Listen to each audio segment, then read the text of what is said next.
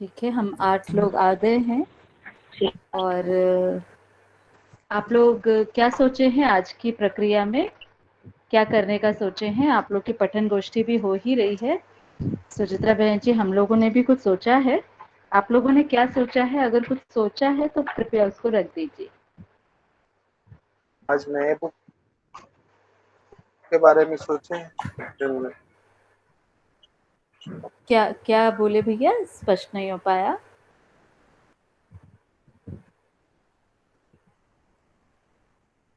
वो जो अपने को नई बुक चालू करनी थी तो उसके लिए तैयारी किए थे हम लोग कल की गोष्ठी में। अच्छा, ठीक है। तो अभी हम लोगों ने पिछले बार एक बातचीत के रूप में रखा था कि अगली बुक विकल्प और अध्ययन बिंदु होगी। पर अभी हमारी जो जीवन विद्या एक परिचय ये किताब जो चल रही है, क्या ये समाप्त हो चुकी है कि इसमें और कोई प्रश्न बचा है? क्या इसका सार हो चुका है? क्या इसका मूल्यांकन हो चुका है? तो जब भी कहीं पे हमारी किताबें खत्म हो रही है, उसको हर अध्ययन गोष्ठी में उस किताब को हम एक बार सार के रूप में और सुन लेते हैं। और सार जब हम सुनते हैं और व्यक्तिगत रूप में जो जो लोग चाहें एक बार एक मतलब एक साथ में उस पूरी किताब को पढ़ सकते हैं।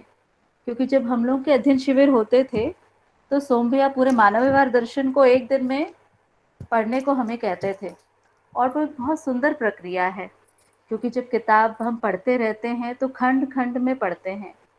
और पूरी किताब होने के बाद में जब जिसको भी एक आवश्यकता लगती है वो उसके लिए समय निकलता ही है। और एक बार एक रन में उस किताबों को व्यक्तिगत रूप में पढ़ें तो मुश्किल से 2 या ढाई घंटे लगते हैं। और एक तो ये बात थी, सभी के लिए ये प्रस्ताव है कि जो भी भाई बहन जीवन विद्या एक परिचय को खंड खंड में अभी हम पढ़े हैं और एक साथ क्या कह रही है ये किताब ये देखना चाहते हैं, तो पुनः एक बार 2 से ढाई घंटे में उस किताब को पूरा कर सकते हैं। जिससे आपको ये विश्वास होगा कि इस किताब को मैंने पठन कर लिया है। और उसके बाद फिर भी कोई जिज्ञासा आती है तो उसको हम रख सकते हैं। इसके साथ में अगले 2 सेशंस में हम लोग एक मूल्यांकन प्रक्रिया को रखेंगे कि जीवन विद्या एक परिचय को पढ़कर आप अपना स्व मूल्यांकन किस रूप में देंगे।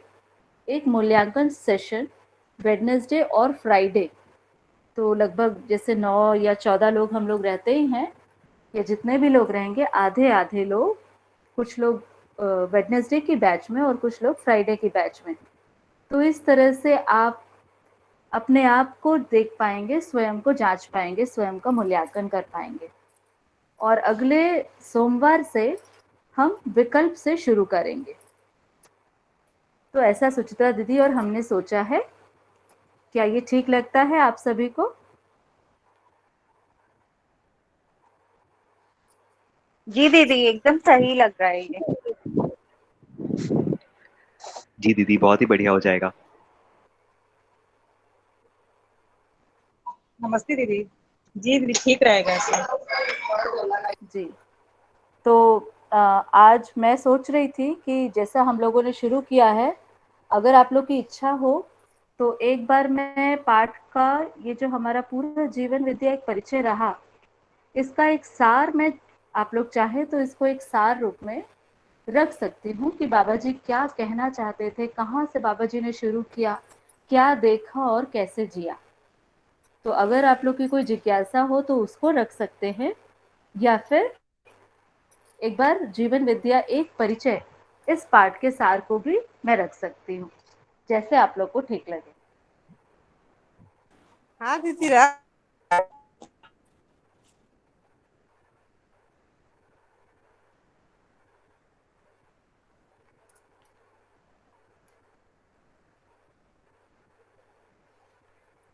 हेलो, मेरी आवाज मैंने जो बोला वो स्पष्ट हुआ क्या? हाँ दीदी, आ रही। जी दीदी, जी आप सार रख दीजिए, मेरे ख्याल से तो वो बढ़िया रहेगा। जी, सभी सभी भाई बहन बताइए। जी दीदी, और उसका सारा बोले ना। हाँ ठीक है, मैं सुनेंगे। जी, और बताइए।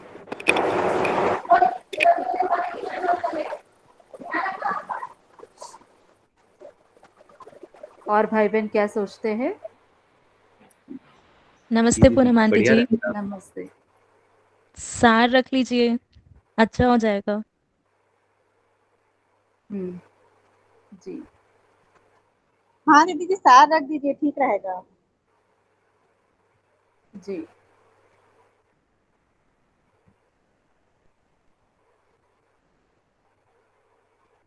सुचित्रा दीदी।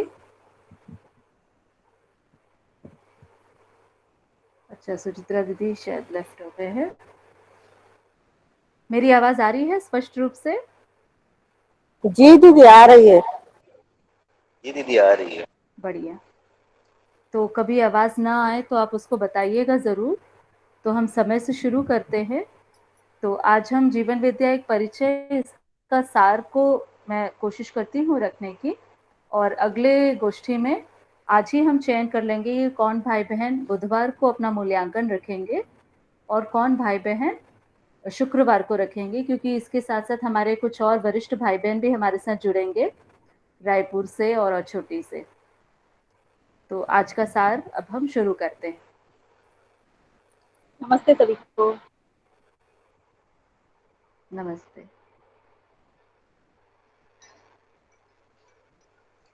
जब हम इसको शुरुआत से देखते हैं, जीवन विद्या एक परिचय, तो बाबा जी इस बात को कह रहे हैं कि मैं अपने में से ही स्वेच्छा पूर्वक विगत वैदिक वाङ्मयों को सुना हूँ। इसमें उन पर किसी का भी दबाव नहीं रहा। लेकिन जब समझने के बाद उनकी एक अपनी स्वयं स्फूर्त कामना हुई कि ये धरती कैसी हो, तो उन्होंने ये उद्गार पाया कि भूमि स्वर्ग हो, मानव देवता हो, धर्म सफल हो और नित्य शुभ हो। इसी के साथ साथ धीरे धीरे बचपन में उन्होंने अपने परिवार में देखा कि कुछ रूढ़िगत परंपराओं की बातें, इसके साथ बैठो, इनके साथ नहीं बैठो, ये करो, ये न करो, ये सब बातें सबसे शुरुआत की हैं, जिससे बाबा जी का मन भरा नहीं। उन्होंने देखा उनके बुजुर्ग उनसे प्रसन्न नहीं रहते हैं, तो इसीलिए उन्होंने सोचा कि मैं, इन्होंने जो वेदांत को पढ़ने की बात कहते हैं, इसको मुझे पढ़ लेना चाहिए। तो उन्होंने उसको अध्ययन करना शुरू किया। उनका केवल एक ही बचपन से एक ही थॉट रहा कि उनको केवल अपने प्रश्नों के उत्तर चाहिए, उन्हें किसी के भी विरोध करने की इच्छा नहीं रही।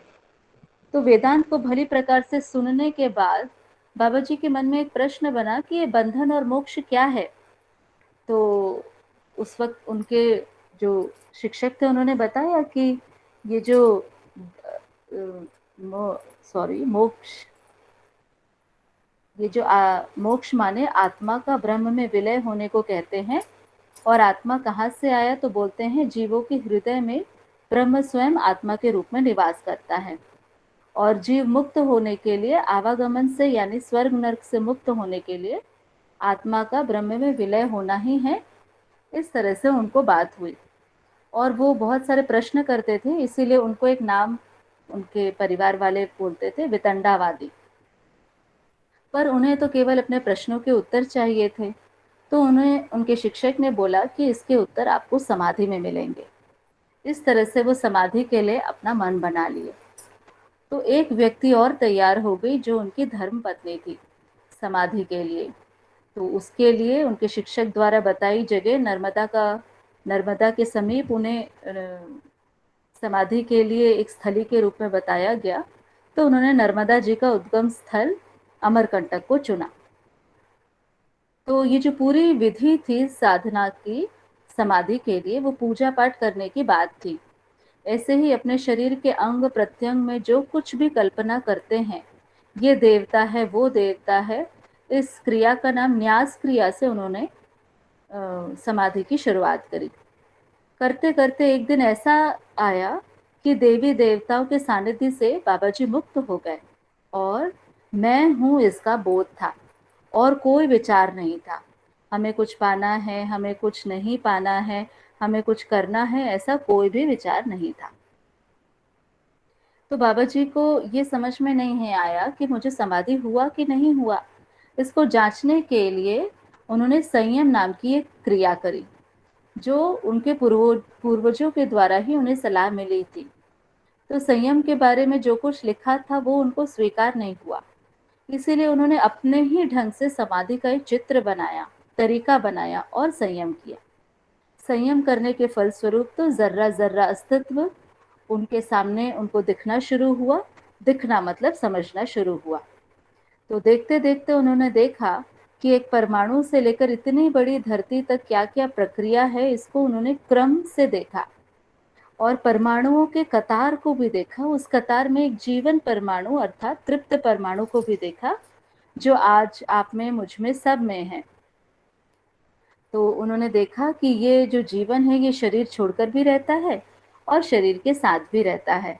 तो ये बात से वो बहुत तृप्त हुए, उन्हें लगा कि मुझे अपने प्रश्नों के उत्तर मिल रहे हैं। तो उसी जीवन को उन्होंने देखा कि जीवन हर मानव शरीर को संचालित करता है और वो कुछ प्रमाणित करना चाहता है।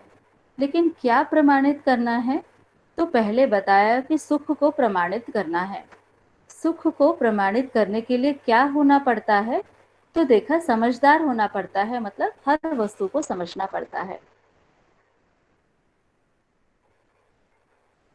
नासमझी से जीने के लिए परंपरा मनुष्य को आज मजबूर कर देती है, क्योंकि हर मनुष्य सत्य को समझना ही चाहता है, तृप्त होना ही चाहता है, निरंतर सुखी होना ही चाहता है।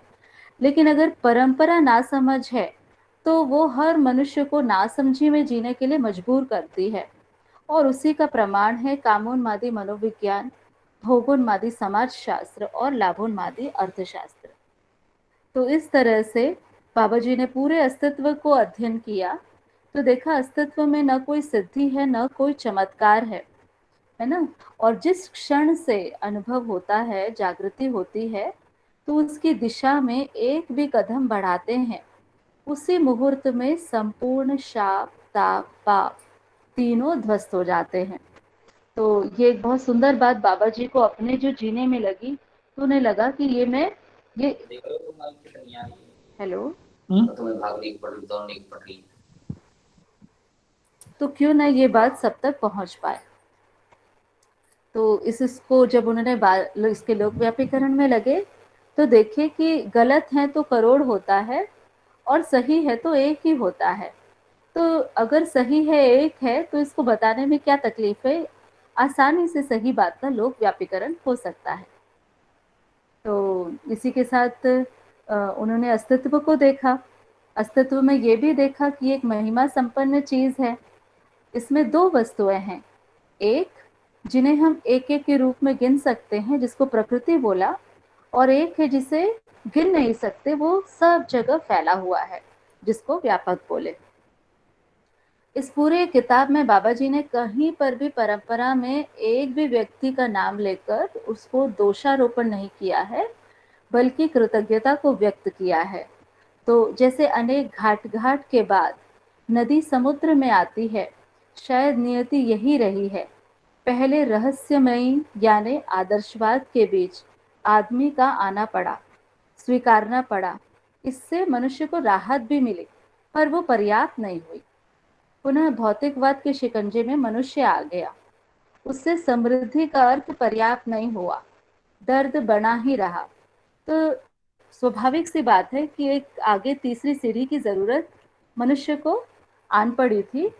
तो बाबा जी ने जो उनके शुरुआत के प्रश्न थे, बंधन और मोक्ष क्या है, तो उसको यही पाया कि मानव समझदार होता है तो बंधन से मुक्ति पा ही जाता है। तो इस तरीके से बाबा जी ने अपने स्वयं में और परिवार में एक सुख, शांति, संतोष, आनंद की स्थिति को पाया। और जब इसके लोकव्यापीकरण की बात आई तो बाबा जी ने यही कहा कि मानव के पुण्यवश, मानव के भविष्यवश, मानव के सर्वशुभवश, सर्व कल्याणवश ये बात निकल के आई है, ये किताबों से नहीं निकला है। तो इस पे बाबा जी ने बहुत अच्छे से स्पष्ट किया है। मैं जितनी भी बात कह रहा हूँ, इसका पुराने की किताबों से कोई लेन देन नहीं है, मैंने सीधे सीधे अस्तित्व से ही समझा है। इस बात को बाबा जी यहाँ पर बता रहे हैं। और अस्तित्व को एक सहअस्तित्व रूप में उन्होंने समझा, तो ये देखा कि मानव में परिश्रम से अधिक फल को कौन दोहराता है, उसे हमने सटीकता से देखा है, जीवन दोहराता है।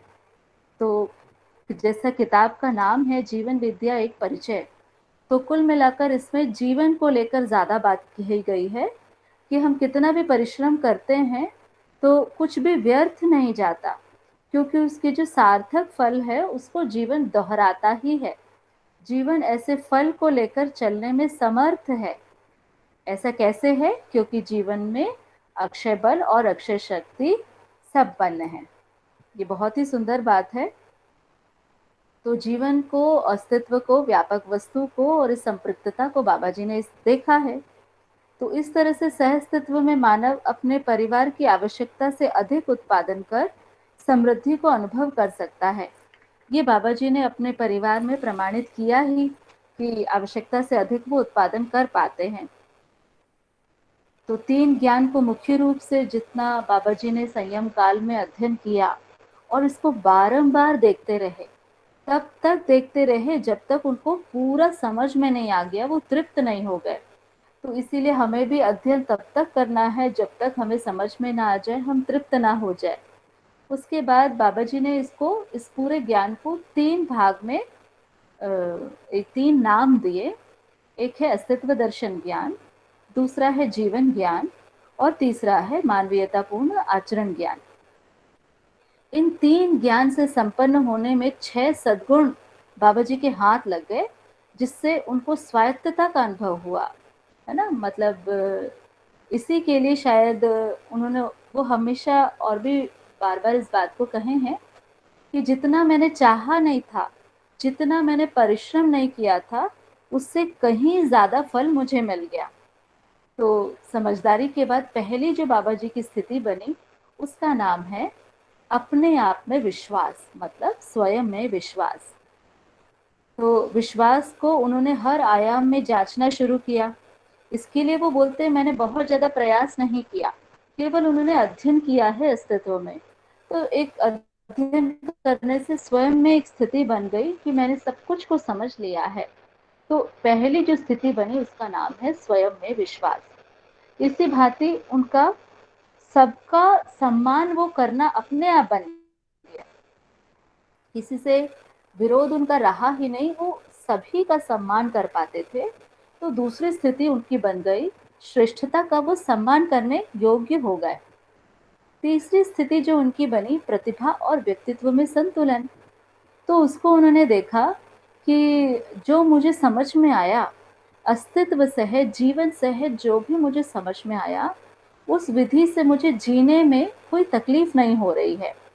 तो इस तरीके से प्रतिभा और व्यक्तित्व में संतुलन की स्थिति उनमें आई।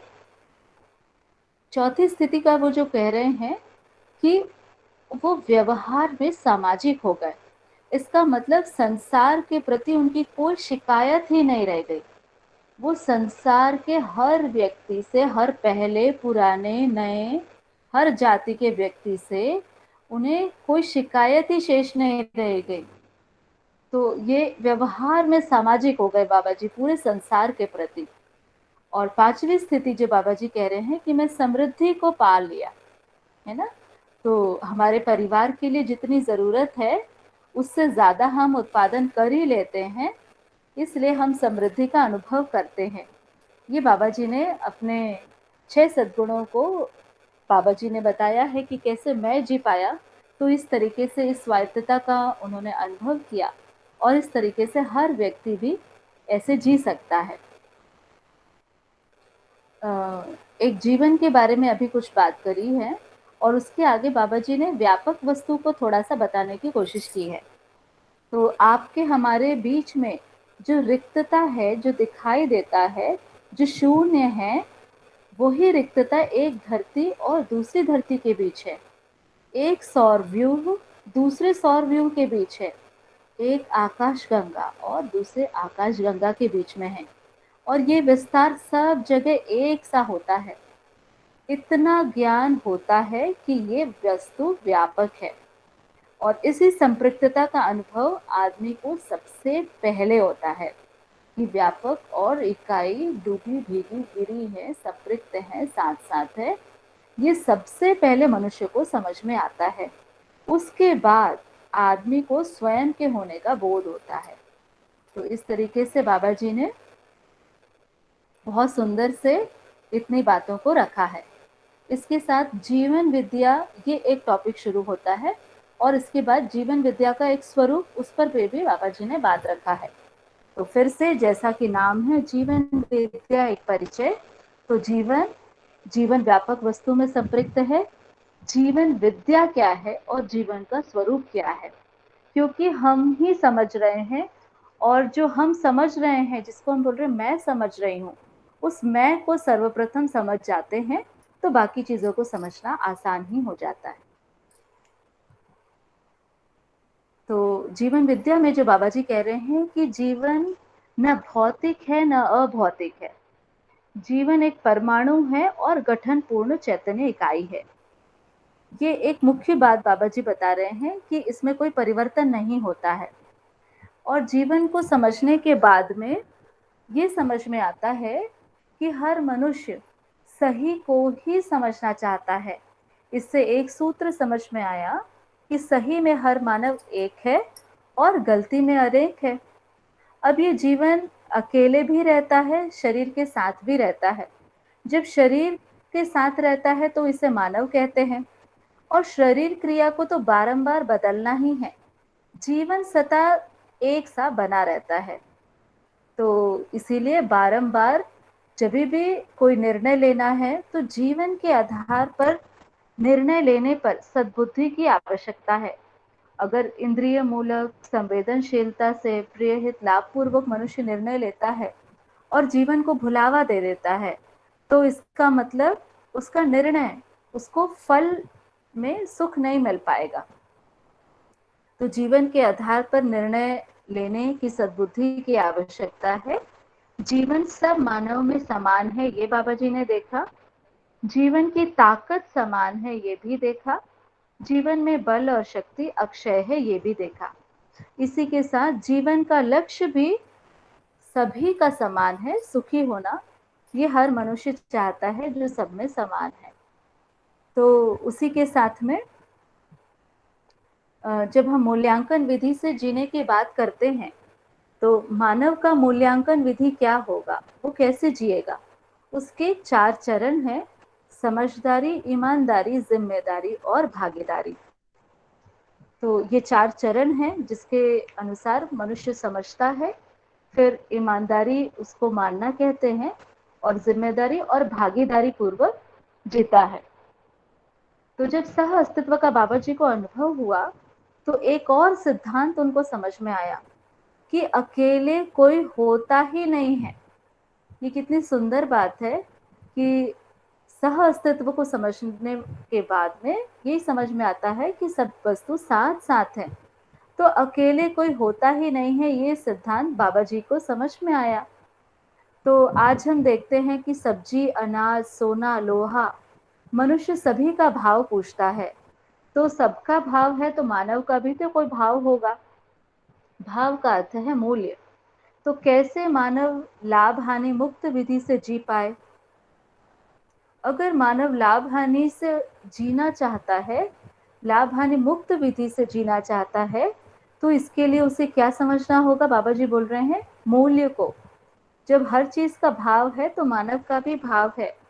तो लाभ हानि मुक्त विधि से जीने के लिए मानव मूल्य, जीवन मूल्य, स्थापित मूल्य और शिष्ट मूल्य, इन चारों को समझना अत्यंत आवश्यक है। और ये चारों को नहीं समझेंगे तो कहीं ना कहीं साम्यवाद और पूंजीवाद को ही न्याय के रूप में देखेंगे और हम अतृप्त ही रहेंगे। तो इस तरीके से जब न्याय समझ में आता है तो सुख समझ में आता है और स्वीकृति के भाव में जीना ही सुख है। अब सुख को जब बाबा जी ने अपने जीने में देखा तो सुख के 4 चरण देखे। वो क्या है सुख के 4 चरण? वो है समाधान, समृद्धि, अभय और सह अस्तित्व। तो ये हैं सुख के 4 चरण। तो अभी क्या देखा बाबा जी ने कि राजा का बेटा राजा होगा ये आवश्यक नहीं, अज्ञानी का बेटा अज्ञानी होगा यह आवश्यक नहीं। मनुष्य वंशानुषंगी नहीं है, मनुष्य संस्कार अनुषंगी इकाई है ना। तो संस्कार, समझदारी, ईमानदारी, जिम्मेदारी, भागीदारी का संयुक्त रूप में वर्तमान होना है, इसको संस्कार को बताया। तो हर मनुष्य समझ कर अपने संस्कार को, अर्थात अगर कुसंस्कार है उसको सुसंस्कार में बदल ही सकता है। तो इस तरीके से एक सुंदर बात बाबा जी ने बताई है। तो सहज तत्व में पूरकता, उदात्तीकरण, विकास क्रम, विकास और जागृति, ये सब चीजें समाई हैं जिसको बाबा जी ने देखा है और जिया है। और मानव की जो रीढ़ है, जहां से हम कहते हैं मानव मानवीयता के बगैर अधूरा है ना। मानव, पशु मानव और राक्षस मानव अगर इस रूप में जीता है तो उसकी चेतना में विकास नहीं हुआ। तो अगर मानव सोचता है कि मुझे मानवीयता के रूप में ही जीना है, इसी से मेरा जीवन सफल है, तो मानवीयता की जो रीढ़ है उसे हम कह रहे हैं न्याय। अब ये न्याय जो है, ये हर व्यक्ति न्याय को प्रमाणित कर सकता है। हर मनुष्य में क्षमता, योग्यता और पात्रता होती ही है, जिसको मनुष्य अपने संस्कार अनुरूप बदल सकता है। और समझदारी या भ्रम परंपरा पूर्वक ही आते हैं। तो अगर हम चाहते हैं कि हम परंपरा में समझदारी आए, तो इसके लिए समझदारी की परंपरा बनेगी, तो आने वाले हर शिशु समझदार परंपरा में जन्म लेंगे और इस तरीके से समझदारी की परंपरा बहती ही रहेगी। तो मनुष्य ही एकमात्र वस्तु है पूरे अस्तित्व में जिसका बहुमुखी अभिव्यक्ति है। मतलब वो कल्पनाशील है, कर्म स्वतंत्र है, वो हर आयाम में सोच पाता है, देख पाता है, समझ पाता है और कर पाता है। पशु, पक्षी, झाड़, पत्थर ऐसा कोई भी नहीं है। तो इस महत्व को अगर मनुष्य समझता है कि मैं बहुआयामी हूँ, तो देखिए अभी भी ऐसा नहीं है कि मनुष्य नहीं समझता, वो बहुत सारी क्रिएटिव चीज कर रहा है, पर वो कितने धरती के लिए पूरक है, कितने जानवर के लिए पूरक है, ये नहीं देख पा रहा है। तो अगर हमको ये समझ में आता है कि मानव बहुमुखी अभिव्यक्ति है, तो मनुष्य कैसे जीता है?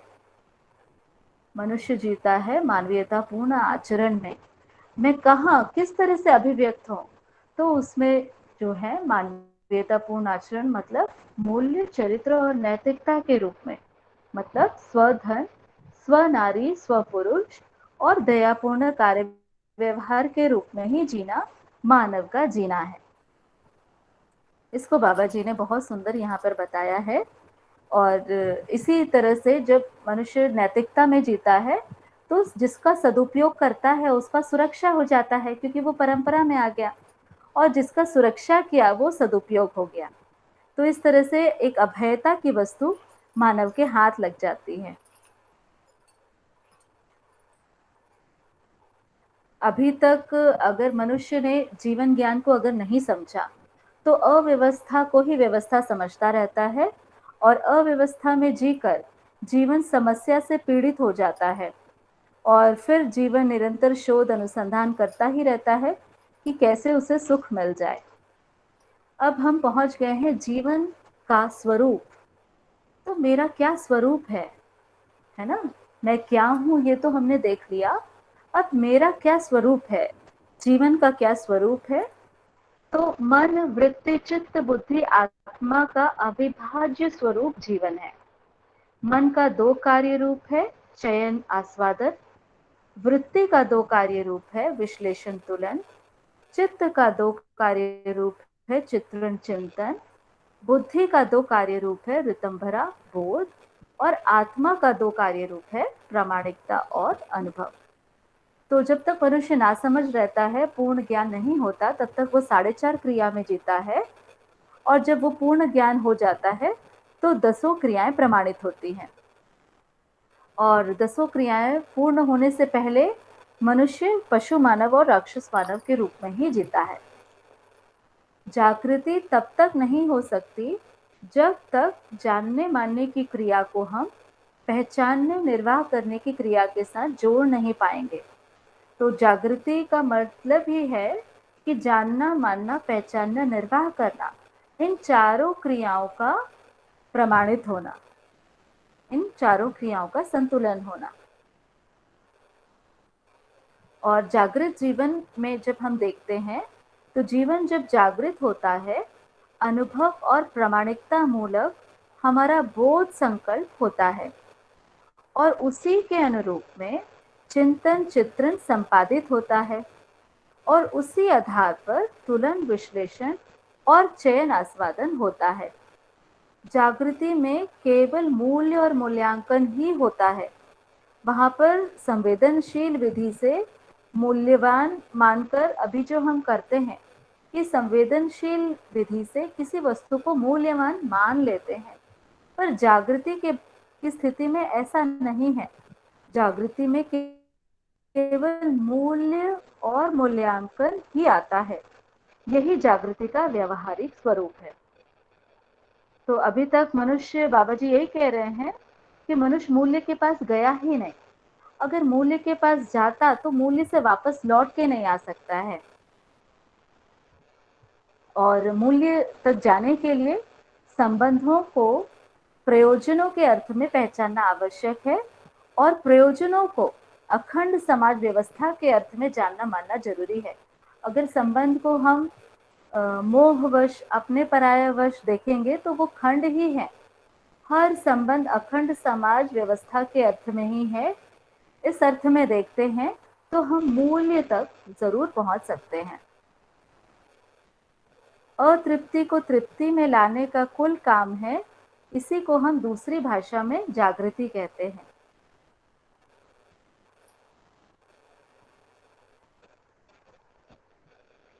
तो बाबा जी कह रहे हैं इसमें पुरोहितवाद चलेगा ही नहीं, है ना। कितनी सुंदर बात है कि कोई प्रवचन करता रहे और बाकी सब जागृत हो जाए, ऐसा है नहीं। ये एक अध्ययन विधि है जिसमें हर कोई अध्ययन विधि से अपनी कल्पनाशीलता में सत्य को देख सकता है और समझ सकता है।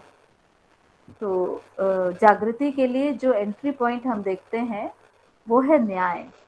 तो न्याय प्रमाणित हुए बिना आदमी सामाजिक होता नहीं और न्याय विहीन आदमी समुदाय बनाकर कभी भी वाद विवाद विहीन हो ही नहीं सकता। तो जो न्याय विहीन आदमी है वो समुदाय में रहेगा ही और वाद विवाद से वो बच नहीं सकता। और न्याय प्रमाणित अगर कर लेता है तो वो व्यक्ति सामाजिक ही होता है। इसको हम कह रहे हैं व्यवहार में सामाजिक। तो एक प्रस्ताव सभी लोगों के सामने बाबा जी ने रखा है कि आप ही बताओ, आश्वासन के ऊपर आस्था करना है या प्रमाणों के आधार पर आपको विश्वास करना है। और आश्वासन पर आस्था करना है तो वो तो अभी भी उपलब्ध है, और अगर इससे आप ऊब चुके हैं और प्रमाणों के आधार पर विश्वास करना है तो ये प्रस्ताव आपके सामने है।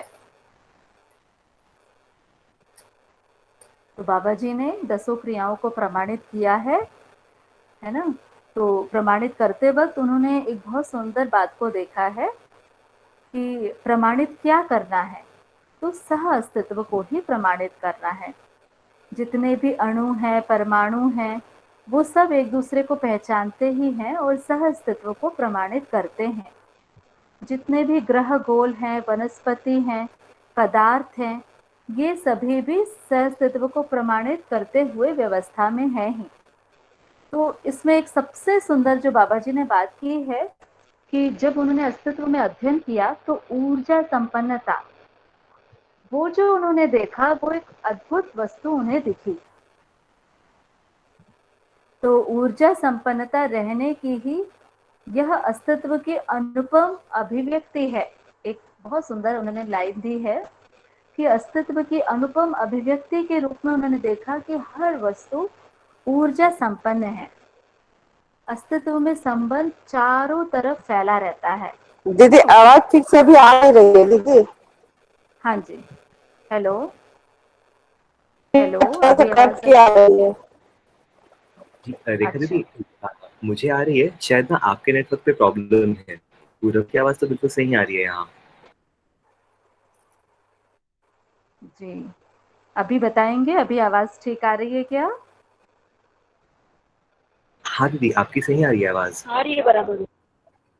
जी जी जी। आप लोग बोर तो नहीं हो रहे हैं ना? नहीं दीदी, बहुत अच्छा नहीं लग रहा दीदी, है। बोर नहीं हो रही। बहुत अच्छा लग रहा है। बहुत अच्छा बता रहे दीदी। आप अभी हाँ बता रहे थे प्रमाणित करना है सह अस्तित्व को। हाँ हाँ, ठीक बात है।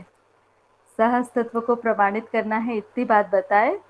और एक मुझे इसमें सबसे सुंदर लाइन है, मैंने इस किताब को पता नहीं कितने बार पढ़ लिया है, गिनती नहीं है, पर ये मेरी बार, मुझे भी ये पहली बार आया ध्यान में कि बाबा जी बता रहे हैं अस्तित्व की अनुपम अभिव्यक्ति को उन्होंने देखा। वो क्या है अनुपम अभिव्यक्ति? वो है ऊर्जा संपन्न। हर वस्तु ऊर्जा संपन्न है। इस अनुपम अभिव्यक्ति को बाबा जी ने हमें भी बता रहे हैं। और देखा जो उन्होंने अस्तित्व में, कि अस्तित्व में संबंध चारों तरफ फैला रहता है। तो है ना, हमें संबंध फैलाना नहीं है, हमें संबंध बनाना नहीं है। अस्तित्व में संबंध फैला ही रहता है, उसको केवल हमें जानना है, मानना है, पहचानना है और निर्वाह करना है। फलस्वरूप हम उभय तृप्त होना बन ही जाता है। और संबंध जो है सभी ओर जुड़ा ही है, इसे हम भ्रमवश पहचानते नहीं हैं। यही परेशानी का घर है ना। तो बाबा जी बताए हैं कि संबंध तो है ही, इसे हम नहीं पहचानते, यही हमारे परेशानी का घर है। जिस क्षण से हम संबंधों को जानना पहचानना शुरू किया, उसी मुहूर्त से हमें अपने आप में जीवन सहज मूल्यों को निष्पत्ति होती है। तो जैसे ही हम संबंध को पहचानते हैं, वैसे अपने आप स्वयं स्फूर्त जीवन सहज मूल्य अपने आप बहने लगते हैं, है ना। ये बाबा जी बहुत सुंदर बात बोल रहे हैं कि हम मूल्य के पास गए नहीं, इसीलिए ही हमें मूल्य और मूल्यांकन ये बहुत बड़ी बात लगती है। तो जैसे ही संबंध को पहचानने की ओर जाएंगे, तो नेचुरली रूप से हमें मूल्य समझ में आएंगे। इसी तरीके से बाबा जी बोल रहे हैं कि आदर्शवाद ने ईश्वर को नाम दिया, ईश्वर को देखा नहीं, पर फिर भी बताते ही रहे। और बाबा जी ने ईश्वर को एक साम्य ऊर्जा के रूप में देखा कि हर इकाई ऊर्जित है, व्यापक में हर इकाई सहअस्तित्व में है, और इसको बाबा जी ने ईश्वर के रूप में देखा। इसी के साथ सहअस्तित्व में जीने के लिए वनस्पति संसार, जंगल, पेड़ पौधे और पदार्थ संसार के साथ हमको हमारे सह अस्तित्व को निश्चयन करना आवश्यक है। ये जो अध्ययन हम लोग कर रहे हैं, ये हमारे लिए उन्होंने निर्देश दिया है कि जैसे अपन अध्ययन कर रहे हैं, पर हमने कुछ अपना, ये आवश्यक है, कुछ निश्चित करना होगा। क्या निश्चित करना होगा? सह अस्तित्व में जीने के लिए वनस्पति संसार के साथ, जंगल के साथ, पेड़ पौधों के साथ, पदार्थ संसार के साथ हमारे सह अस्तित्व को निश्चयन करना आवश्यक है। पहले हमें ये पहचान में आ जाए कि इनके साथ हमारा सह अस्तित्व है ही, और इस तरह से हम सह अस्तित्व को प्रमाणित कर पाएंगे।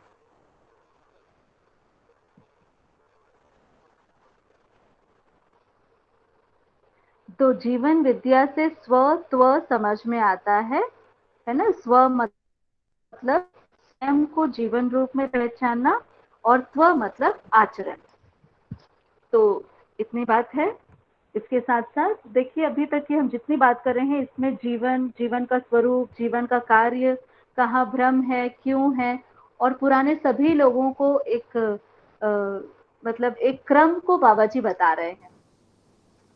तो इसी में बाबा जी ने जो अस्तित्व को बार बार बताया है, तो बार बार इसी बात को फिर से कह रहे हैं कि अस्तित्व में न कोई सिद्धि है, न कोई चमत्कार है। अस्तित्व में निश्चित व्यवस्था है, निश्चित परिणाम है, निश्चित उपलब्धि है, निश्चित मंजिल है, और इसकी निरंतरता है।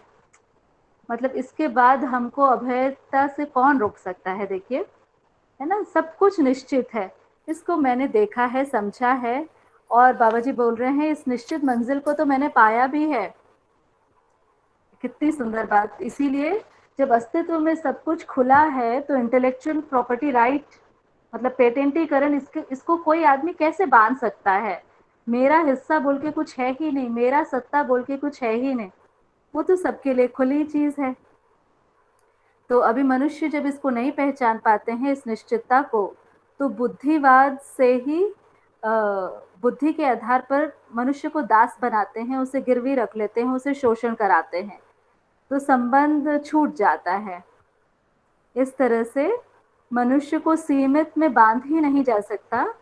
सब मानव की बुद्धि अक्षय है, इसीलिए उसे सीमा में, पुस्तकों में बांधा ही नहीं जा सकता।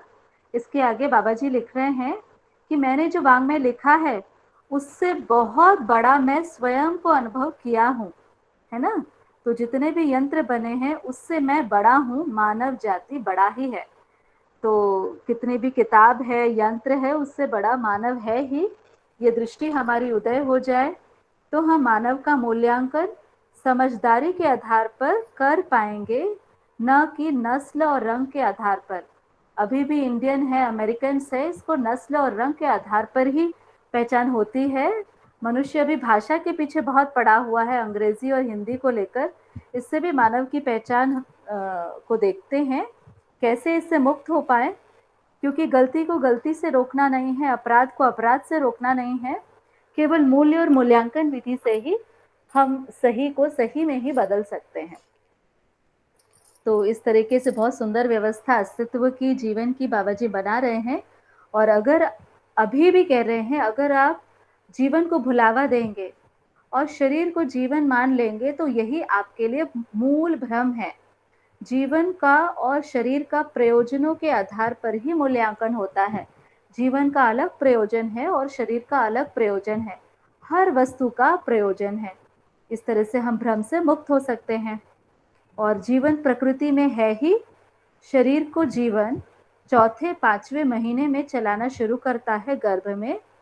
इस प्रकार शरीर और जीवन का संयोजन गर्भाशय में ही हो जाता है। जीवन शरीर नहीं है, शरीर जीवन नहीं है। मुख्य रूप से ये पहचानने की बात यहाँ पर बाबा जी ने बताए हैं कि शरीर गर्भावस्था, गर्भ में बनता है और जीवन उसे चौथे पांचवें महीने में चलाना शुरू करता है। तो जीवन में मुख्य रूप से बाबा जी बता रहे हैं कि न्याय दृष्टि से हम तुलन करते हैं, उसी को ही चिंतन कह रहे हैं। और अगर हम न्याय विधि से नहीं चलते तो हमें जांच की प्रक्रिया समझ में नहीं आती। समझदारी की जांच स्वयं स्वीकृति रूप में विकसित चेतना सहज अध्ययन से है। मतलब आप मुझे जांचेंगे, मुझे मतलब हम किसी और को जांच कर खुद में कहीं विकसित चेतना में पहुंच जाए, ऐसे नहीं हो सकता। अगर हमें जीव चेतना से मानव चेतना में संक्रमित होना है, उसके लिए मानव को स्वयं को ही बारंबार जांचना होगा। ये बाबा जी ने खुद को भी अपने खुद का उदाहरण दिया है कि 25 वर्ष उन्होंने खुद को, है ना, खुद को ही नहीं जांचा, दूसरों को जांचा। और जब जहाँ से उन्होंने खुद को जांचना शुरू किया तो समझदारी तक पहुंच गए। इस तरीके से न्याय की बात कही है, धर्म और सत्य की बात कही है। और एक जो आप हम सभी के लिए मतलब अभी शिक्षा और स्वास्थ्य, ये दो मुख्य वस्तु हैं। एक मैकेले की शिक्षा की बात करी है, जिसका जो वो कह रहे हैं उसका कोई प्रमाण हमें नहीं मिल पाता है। तो बाबा जी एक प्रस्ताव मानव जाति के लिए दे रहे हैं कि शिक्षण संस्था के लिए एकीकरण, निजीकरण, सरकारीकरण, ये सब सोचने से कुछ होगा नहीं और न कुछ हुआ है ना। कि हम प्राइवेटाइजेशन कर लें, निजीकरण कर लें या फिर सरकारी तंत्र से, ये अभी तक कुछ नहीं हुआ तो आगे क्या होगा। सीधे सीधे अभिभावक शिक्षण संस्था के रूप में देखा जाना चाहिए, इसी में मानव का कल्याण होगा। तो बाबा जी क्या कह रहे हैं, हर परिवार को ही और हर माता पिता को ही एक शिक्षण संस्था के रूप में देखेंगे तो ही उससे मानव का कल्याण होगा। अगर किसी सरकारी तंत्र के द्वारा हम सोचते रहे तो उससे हमारा कल्याण तो हो नहीं पाएगा। तो तात्विक, तार्किक, व्यवहारिक विधि से ये पूरा ही वाङ्मय लिखा गया है ना। और ये सार्थकता है, जो सार्थक बात है वो तर्क और तात्विकता दोनों को छूती है, और इसी को कहते हैं संप्रेषणा। तो संप्रेषणा का अर्थ है जिसमें तार्किक बात, तात्विक बात और व्यवहारिक, ये तीनों बात आ जाए।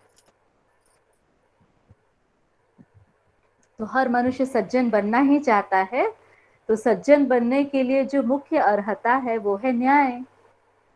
तो न्यायपूर्वक जीना आसान है, इसको बाबा जी बार बार कह रहे हैं कि केवल हमको संबंध है ही उनको पहचानना है और मूल्य को थोड़ा छूने की कोशिश करना है, संवेदनशीलता को थोड़ा साइड हटाना है। धीरे धीरे हम उसको छुएंगे तो हम जीवन में क्रियापूर्णता की ओर आगे बढ़ पाएंगे। तो मानव का मुख्य जो पक्ष है वो है संस्कार पक्ष, मतलब समझदारी। तो ये शिक्षा में आने की जरूरत है। तो संस्कार पक्ष में हम प्रामाणिकता के साथ पढ़ाएंगे बच्चों को। हाँ कि हाँ, एक गुरु है या फिर एक माता पिता है, वो प्रामाणिकता के साथ बच्चों को पढ़ाएंगे तो मानवता विधि ही आएगी, भौतिकता और आध्यात्मिक विधि यहाँ पर आती ही नहीं। तो हम ये जो पूरी शिक्षा संस्कार की बात करते हैं, तो संस्कार का मतलब है समझदारी का प्रमाण गुरु और माता पिता देंगे और उसके साथ जब अध्ययन कराएंगे तो वो आध्यात्मिक नहीं होगा। आध्यात्मिक मतलब केवल बोल रहे हैं उसका प्रमाण नहीं, और केवल भौतिकता भी नहीं है। तो इस तरह से एक शिक्षा को लेकर बाबा जी ने बात कही है। तो आज तक मानव ने पूर्णता के लिए बहुत कुर्बानी दी है ना। कुर्बानियों का परिणाम तो होता ही है, कोई भी कुर्बानी व्यर्थ नहीं जाती। जब किसी चीज को तोड़ते हैं तब सफलता तो आखिरी हथौड़े में ही दिखती है, किंतु उसके पहले लगे सभी हथौड़े नहीं पड़ते तो उस हथौड़े से सफलता नहीं मिलती। तो सभी चोटों का फल सफलता में समाया हुआ है ना। सभी चोटों का फल सफलता में समाया हुआ है। तो आज हम कुछ भी प्रयास करते हैं वो कुछ भी निरर्थक नहीं जाता, सफलता में सारी श्रम सब कुछ समाया हुआ है, ये बाबा जी कह रहे हैं।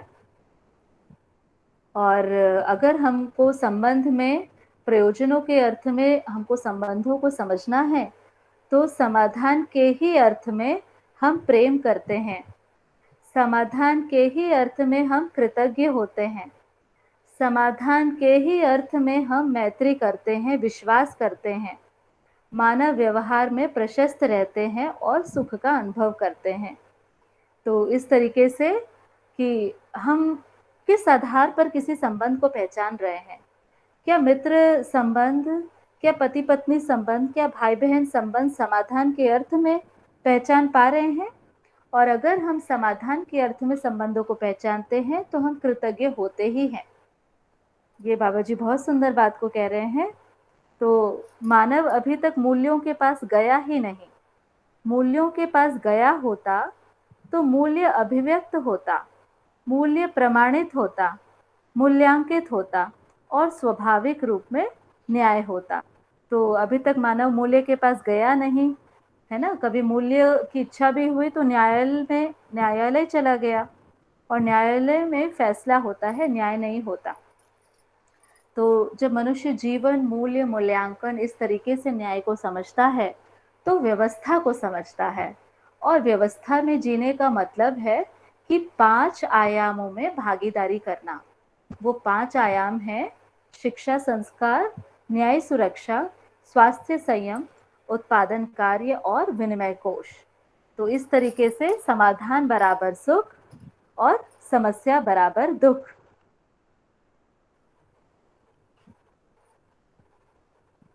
तो इस तरीके से न्याय धर्म सत्य को बाबा जी ने बताया है। और मैं प्रश्न उत्तर को नहीं ले रही हूँ, इसके साथ जो पदार्थावस्था, प्राणावस्था, जीवावस्था और ज्ञानावस्था है उसका होना, अर्थात उसके धर्म को भी बताया है कि मनुष्य का धर्म तो हमें पता चल गया। मनुष्य का धर्म है सुखी होना, पदार्थावस्था का धर्म है अस्तित्व, प्राणावस्था का धर्म है पुष्टि सहित अस्तित्व, जीवावस्था का धर्म है जीने की आशा, पुष्टि सहित अस्तित्व के रूप में प्रकाशित होना, और ज्ञानावस्था अर्थात मानव का धर्म है निरंतर अस्तित्व, निरंतर सुख, अस्तित्व, पुष्टि, आशा सहित सुख धर्मी होना, ये मानव में देखा गया है। तो जब ये धर्म को मनुष्य समझता है तो एक सिद्धांत और स्पष्ट होता है कि मानव जाति एक है, कर्म अनेक है। मानव धर्म एक है, समाधान अनेक है। तो इस तरीके से बाबा जी ने पूरी बात को कही है। यहाँ से बाबा जी के ही उद्घोष से समाप्त करते हैं, जय हो, मंगल हो, कल्याण हो। तो इतनी बात मुझे कहनी थी। अब आप लोग बताइए क्या स्पष्ट हुआ, नहीं हुआ?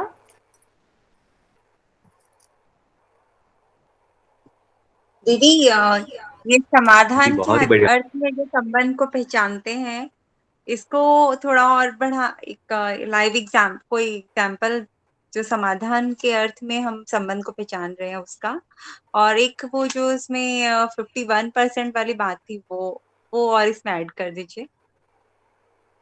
जी, आप अपना प्रश्न ग्रुप में डालेंगे। अभी हम एक बार अभिव्यक्ति में सबकी सुनना चाहती हूँ, और आप लोग की जो भी जिज्ञासाएं बनती है उसको हम बिल्कुल ही लेंगे, और है ना? तो एक बार आप सभी अभिव्यक्त हो जाइए, जिससे मैं एक जी बार दीदी। आपको सुन लूँ, और अपनी जिज्ञासाएं ग्रुप में डाल दीजिए। जी।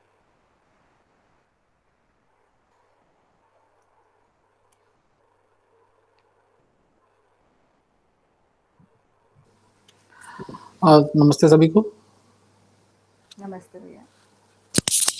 दीदी, इसमें हम लोग काफ़ी ज़्यादा वो सोचने में मजबूर किया उस बात ने। इसमें लिखा बाबा जी कह रहे थे सामाजिक हो गया। मतलब दुनिया में किसी से भी उनका जो झगड़ा था खत्म हो गया, मतलब कोई किसी से प्रॉब्लम है ही नहीं अब। और दूसरा वो यहाँ मेरे को वापस आना पड़ा, स्व और त्व को समझना। और जो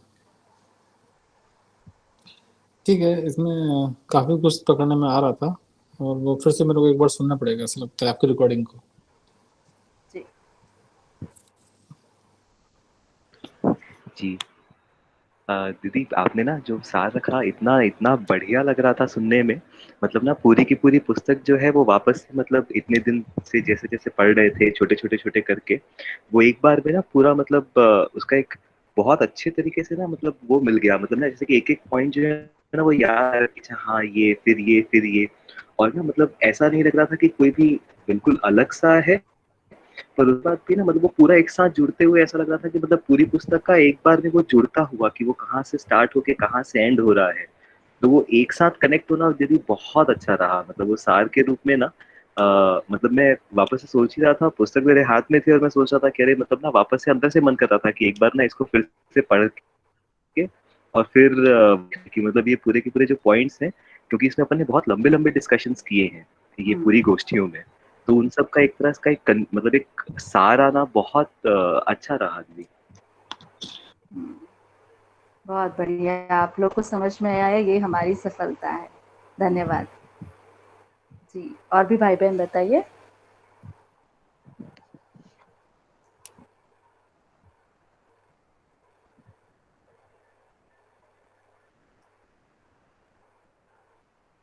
जी दीदी, अर्शल भैया जो बता रहे हैं ना, सही में ऐसा ही लगा, एकदम क्रम से सब कुछ रिमाइंड में आ गया कि बहुत सुंदर से आप बताए सार, तो सब कनेक्टेड हो गया, और ऐसे लगा हाँ अब एक कंप्लीट चीज समझ में आ रही, नहीं तो टुकड़े टुकड़े में ही आ रही थी। कई बातें और वापस से क्लियर हुई हम लोग की। एक बार हम लोग तो हर बार मैं तो हमेशा ही करती हूँ, जब भी मेरी कोई किताब खत्म होती है, वो सोम भैया ने एक अभ्यास हमें डाला था, तो एक बार पढ़ने से हम ऐसे लगता है कितनी मोटी किताबें जो शुरू करते हैं, और वाकई मानव व्यवहार दर्शन जैसी किताब भी आप 2 घंटे में पूरी कर लोगे तो एक अपना स्वयं में विश्वास आता है कि बुक तो पकड़ में आ गई, अब जीना को पकड़ना है, ये विश्वास हमारा आना आवश्यक है। तो इसीलिए आप लोग को समय अगर मिलता है तो बिल्कुल बुक को पठन करिए। जी हेलो दीदी, नमस्ते। नमस्ते भैया।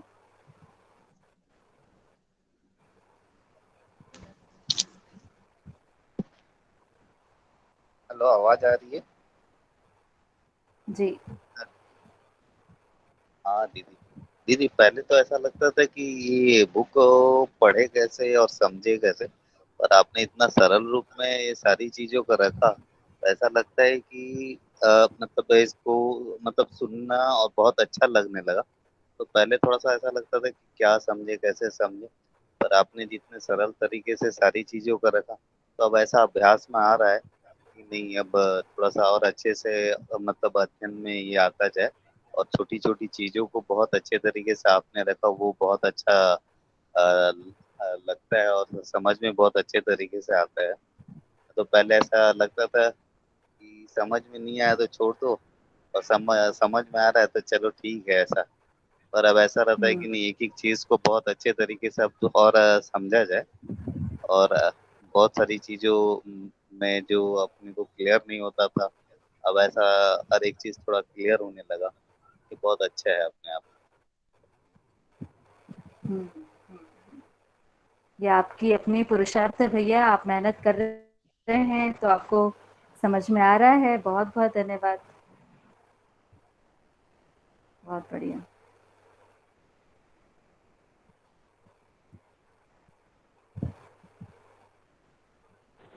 हेलो, तो ठीक है नमस्ते जी, दीदी जी।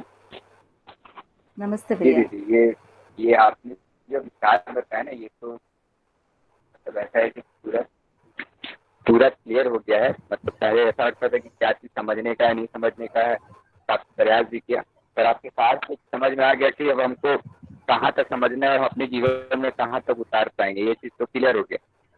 और जो कि मेन जो बिंदु थी, उस बिंदु को आपने दिखाई दिया हमें कि इस बिंदु को लेके हम उठता है, पुस्तक कहाँ तक जारी है, ये सारा चीज तो अच्छे से समझ पा रहे हैं। और अच्छा हो गया दीदी, अभी जैसे आप सार बताए ना, तो पहले क्या था ना, डर सा लगता था दीदी सार पूछेंगे तो कैसे बताएंगे, पर आप बताते हैं ना हमको बहुत मतलब मतलब क्या बोलते हैं क्या, शब्द बोल नहीं पा रहा हूँ मैं, मतलब कहने का मतलब है संतुष्ट पूर्वक सहज रूप से हो गया, वो ऐसा हो गया पूरा। ये तो पहले बहुत बड़ा डर, दीदी सार पूछेंगे तो मैं कैसे बताऊंगा, बहुत क्लियर हो गया। जी ठीक है दीदी, जी, या धन्यवाद दीदी।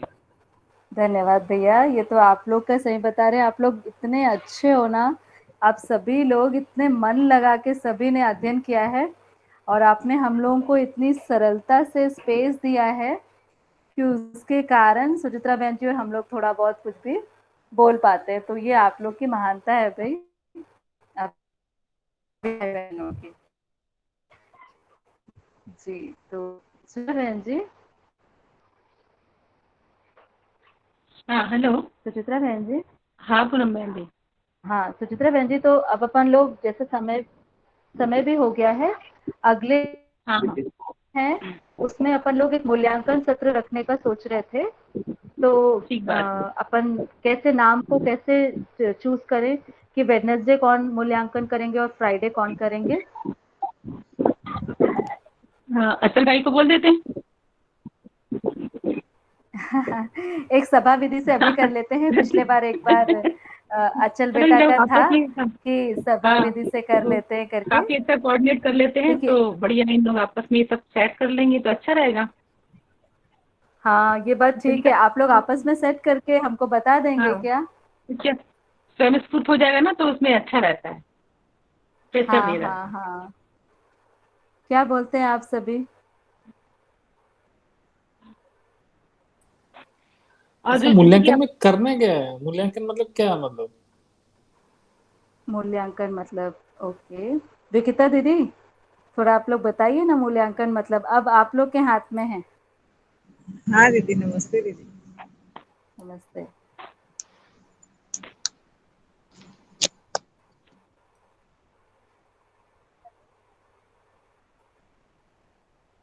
हेलो। मूल्यांकन, जी मूल्यांकन मतलब भैया जी एक बार पूछ रहे हैं कि मूल्यांकन में हम क्या करेंगे, क्या बोलेंगे। तो जैसे आप लोग हाँ मूल्यांकन करे ही हैं तो उसको थोड़ा सा स्पष्ट करा दीजिए। हाँ, भैया मूल्यांकन में ये रहता है कि हम लोग कितना समझ पाए हैं या हम लोग कहाँ तक पहुँच पाए हैं, हम इसको कितना समझ पाए, कितना देख पाए और कितना हम उसको कर पा रहे हैं। हेलो, आवाज आ रही है भैया? हाँ, सुन रहा हूँ। हाँ भैया जी, तो हम अभी तक जो एक जीवन विद्या जो बुक पढ़े हैं उसमें से हमको कितना समझ में आया और हम उस पे कितना अमल कर पाए या कितने चीज हम उसको पकड़ कर उस पे चल पा रहे हैं, उसको व्यवहार में लेकर आए हैं, हम कितना समझ पाए हैं उसको और कितना व्यवहारिक हो पाए हैं उससे, उस तरह से हमको मूल्यांकन देना है कि नहीं मुझे ये बात अच्छी लगी तो मैं इस पे ध्यान देता हूँ और इस पे मैं चल पाता हूँ, चलने की कोशिश करता हूँ। पूरा तो हम अभी नहीं पकड़ पाए हैं, अभी हम पढ़ने के अध्ययन में ही हैं, तो थोड़ा थोड़ा जो भी हमको समझ में आया है और जितना हम पकड़ पाए हैं उस पे हम चलते हैं, जो जो चलते हैं उसको थोड़ा बहुत हमको रखना है कि मुझे ये चीज अच्छा लगा और मैं इस पे ध्यान देता हूँ और इस तरह से कोशिश करता हूँ कि मैं ये करूँ, या इस तरह से हमको अपना मूल्यांकन रखना है।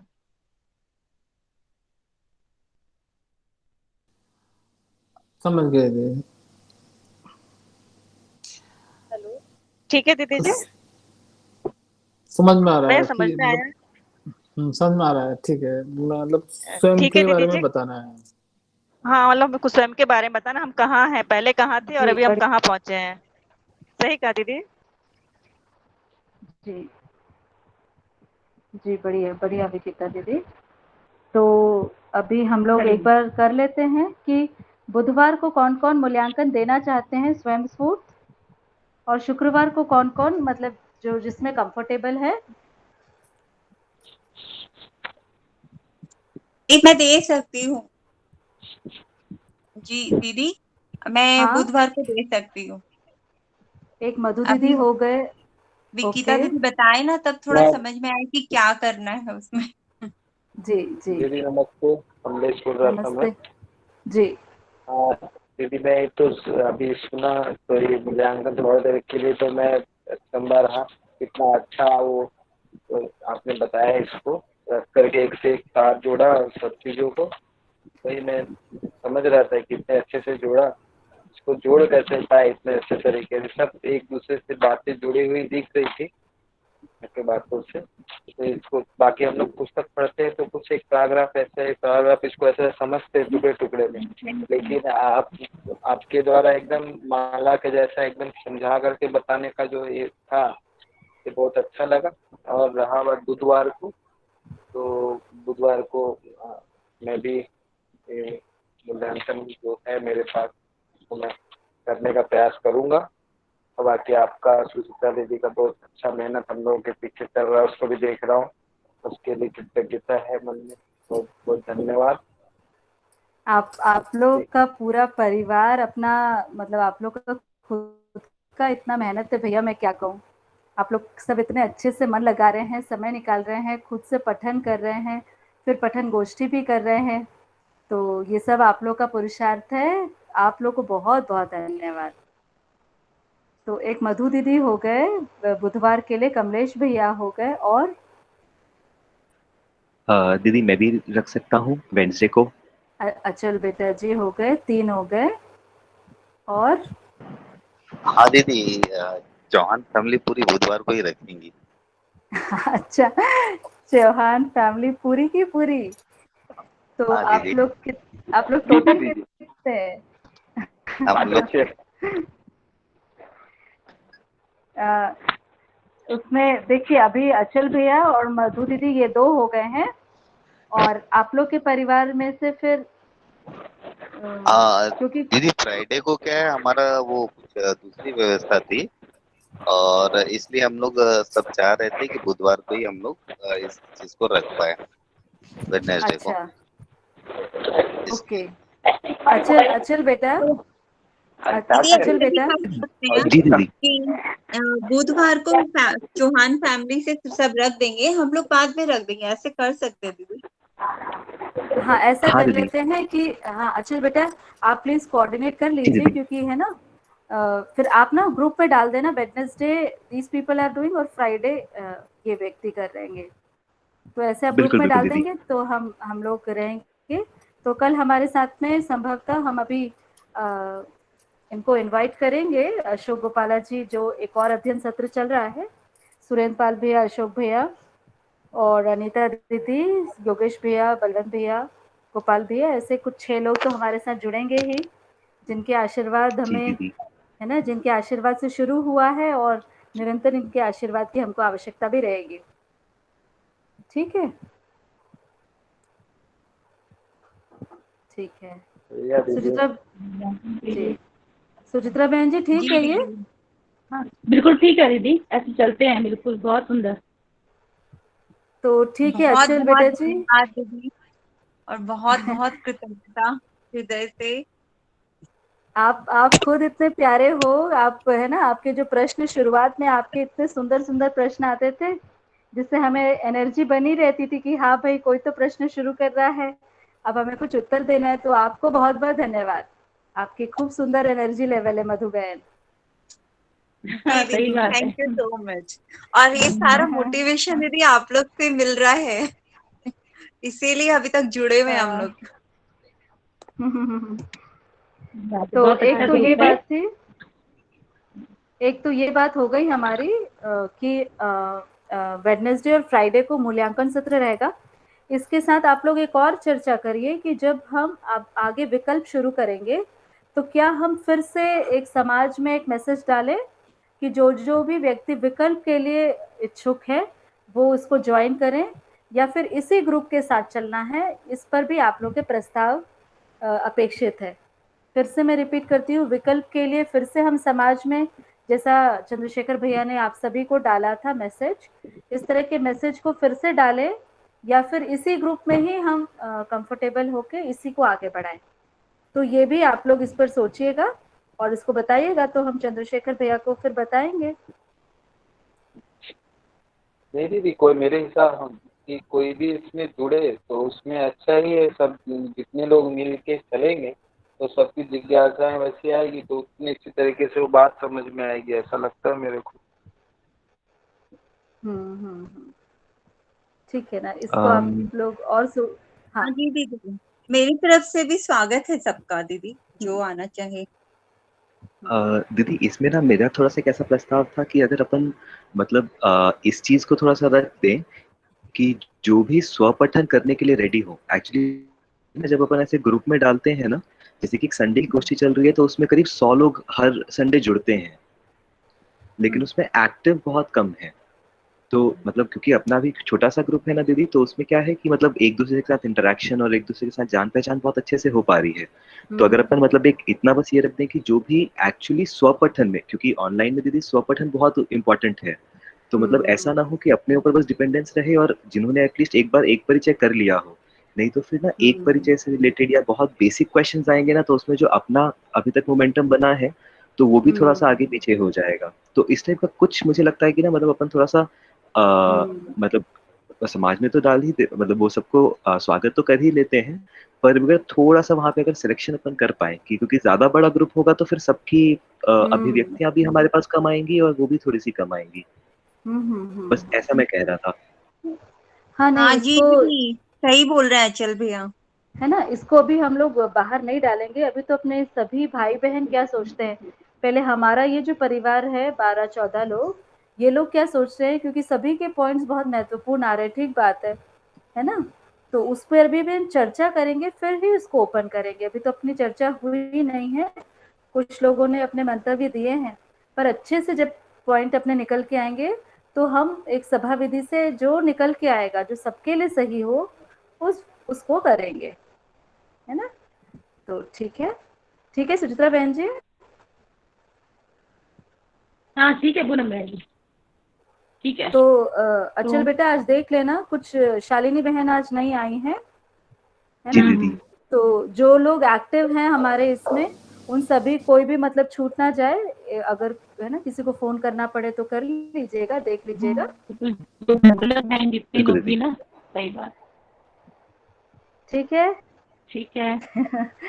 हाँ सभी को खूब खूब बधाई हो भाई, जीवन विद्या एक परिचय पूरा हो गया। खूब खूब बधाई। सही बात है, बहुत अच्छे से, बहुत अच्छे से आराम से चला, खूब अच्छे से क्वेश्चन आंसर हुए, बहुत अच्छा से हुआ। हाँ संतुष्टि लगी। हेलो। हाँ भैया। जी मैं ये पूछ रहा था कि ये मतलब कुछ ऐसा तो नहीं है कितने मिनट का अपने को मतलब प्रस्तुति देना पड़ेगा, ऐसा कुछ तो नहीं है ना? नहीं ऐसा तो नहीं है। मतलब इनके जितने हैं उसको आधा आधा हम बांट लेंगे। मान लीजिए 14 हैं तो 7-7 रहेंगे, तो आराम से हो जाएगा। आप मतलब खुल कर बोलिए, उसको टोकिएगा नहीं, क्योंकि हम उसको आगे भी बढ़ा सकते हैं। आप लोग है ना, हम लोग जुलाई से शुरू कर रहे हैं और ये सितंबर है, तो बिल्कुल कोई कंजूसी करके नहीं बोलना, खुल कर बोलना, मतलब है ना, पूरा बोल देना, कुछ भी नहीं छोड़ना। ठीक है दीदी जी। ठीक है, हाँ, क्योंकि अभी तक हम लोग बोले हैं, अब हमको सुनने की बहुत इच्छा है आप लोग को क्या पहुंचा, है ना, तो खूब खुल कर बोलेगा सब लोग। हेलो जी मेघा बहन। मैं पूछ रही थी कि इसका डिजाइन किस टाइप से रहना चाहिए, मतलब फर्स्ट पॉइंट क्या होना चाहिए, सेकंड पॉइंट क्या होना चाहिए, इसका थोड़ा आइडिया दीजिए। बस आपको जो जहां से सुख समझ में आया उसको बोलते जाइए, कोई फर्स्ट सेकंड नहीं, क्योंकि ये सब आवर्तनशील है, आप जो सोचेंगे वो ही बेस्ट है। ठीक है दीदी। ठीक है, ठीक है, बढ़िया, ठीक है सुचित्रा बहन जी, फिर ठीक है, हाँ चलते हैं। हाँ ठीक, सबको ठीक है। बहुत बहुत बधाई। धन्यवाद दीदी, और आप दोनों को नमस्ते और सबको बधाई। ढेर सारी कृतज्ञता, सभी को नमस्ते, सभी को बहुत सारी बधाइयाँ। सभी को नमस्ते। सभी को नमस्ते। नमस्ते सुचित्रा दीदी और आपको बहुत बहुत धन्यवाद।